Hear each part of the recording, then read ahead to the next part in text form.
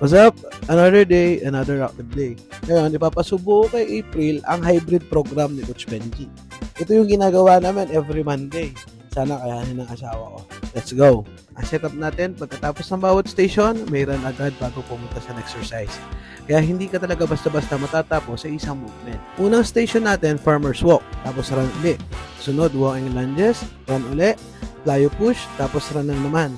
Then wall balls, lamb balls, rower, sandbag pull hanggang burpees at pagkatapos ng bawat station, may run in between.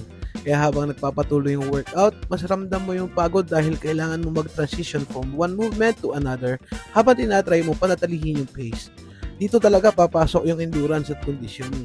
Hindi lang kung gaano kabilis mo matatapos yung station, kundi kung paano mo mamamanage yung energy mo hanggang sa huli. Huwag ubusin agad sa simula kasi may kasunod pang station at may takbo pa ulit. Challenging siya, pero iba rin yung satisfaction kapag natapos mo lahat ng stations.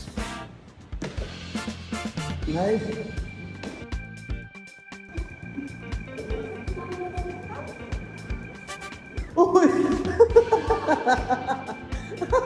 Ito na lang muna para sa video ngayon. Kita-kits ulit tayo bukas. Peace out.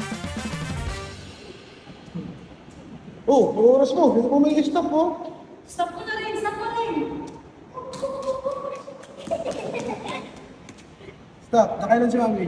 25 minutes.